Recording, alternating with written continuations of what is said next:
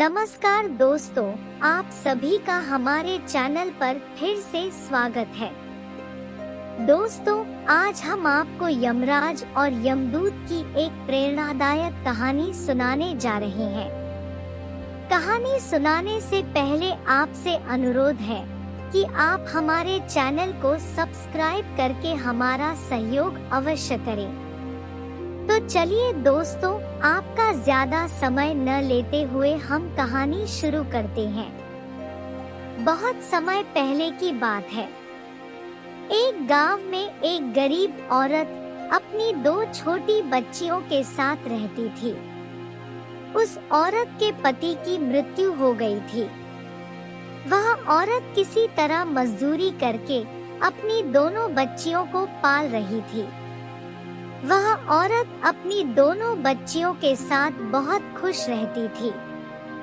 धीरे धीरे समय बीतता गया।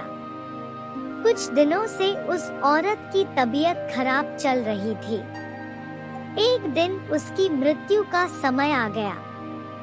यमराज ने अपने एक दूत को भेजा कि जाओ, उस औरत का प्राण हरण कर शीघ्र लेकर आओ।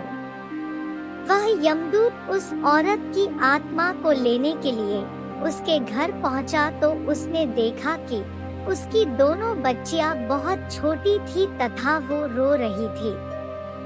यमदूत ने जब यह सब दृश्य देखा तो उसके अंदर बड़ी दया आ गई। यमदूत बिना उस औरत के प्राण हरण किए ही यमराज के पास चला गया और यमराज से बोला कि हे प्रभु, उस औरत की 2 छोटी छोटी बच्चियां हैं। उस औरत के अलावा उनका कोई सहारा नहीं है। आप कुछ दिनों के लिए उस औरत की आयु बढ़ा दीजिए। यमदूत की ऐसी बात सुनकर यमराज बहुत क्रोधित हुए और यमदूत से कहा कि यह असंभव है। तुमने सृष्टि के विरुद्ध कार्य किया है, अतः इसका तुम्हें उचित दंड मिलेगा। तुम्हारा दंड यह है कि जब तक तुमको अपने ऊपर 3 बार हंसी न आ जाए तब तक तुमको मृत्यु लोक में ही रहना होगा। ऐसा कहकर यमराज ने उस यमदूत को यमपुरी से निकाल दिया। वह यमदूत पृथ्वी लोक पर आ गया। उस समय बहुत ठंड पड़ रही थी। वह यमदूत ठंड के मारे बहुत कांप रहा था। उसी समय उसी रास्ते से एक युवक गुजर रहा था। उस युवक के हाथ में एक कंबल था। उस यमदूत की ऐसी दशा देखकर उस युवक ने उसे कंबल दे दिया और कहा कि आप हमारे साथ चलिए। वह युवक उस यमदूत को अपने घर ले आया। तब उस युवक की पत्नी ने उस युवक से पूछा कि आप कंबल लेने गए थे, कहाँ है कंबल? तब उस युवक ने कहा कि कंबल मैंने उस आदमी को दे दिया। यह सुनते ही वह औरत अपने पति के ऊपर भड़क गई। उसने कहा कि यह कंबल मेरे बच्चों के लिए था, उन्हें ठंड लग रही है। उस आदमी को कंबल देने की क्या आवश्यकता थी? यह सुनकर उस यमदूत को अपने ऊपर हंसी आ गई कि भला हमें कंबल की क्या आवश्यकता है, मैं तो खुद यमदूत हूँ। उसके बाद वह यमदूत धीरे धीरे जूता सिलने का काम करने लगा। एक बार उस यमदूत ने बहुत बढ़िया चप्पल बनाई।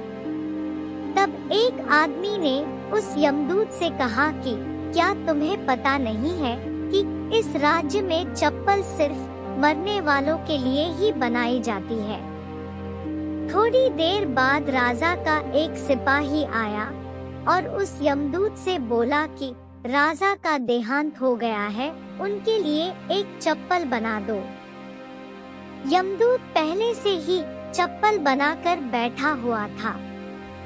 यह सोचकर उस यमदूत को दूसरी बार अपने ऊपर हंसी आई। उसके बाद उस यमदूत के सामने एक गाड़ी आती है। वह गाड़ी काफी महंगी थी। उस गाड़ी से 2 लड़कियां तथा एक औरत बाहर निकलती है।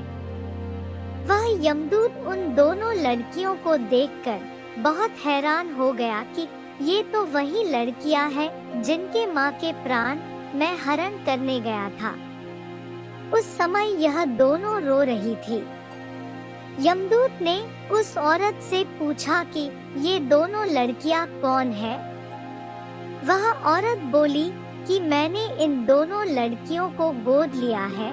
बचपन में ही इनकी माँ का देहांत हो गया था। उसके बाद ये अनाथ आश्रम रहती थी।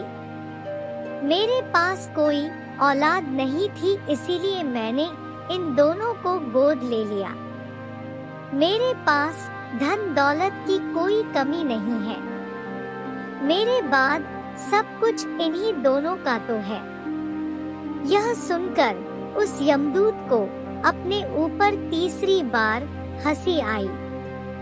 वह सोचने लगा कि इनके लिए ही मुझे यमपुरी से निष्कासित किया गया था।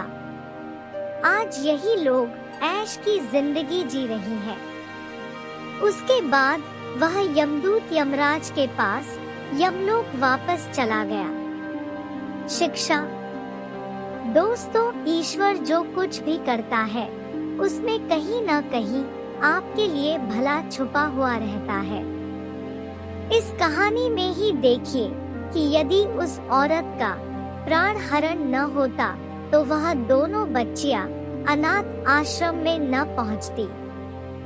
यदि वो दोनों अनाथ आश्रम में न पहुंचती तो वह औरत उन दोनों बच्चियों को गोद न लेती।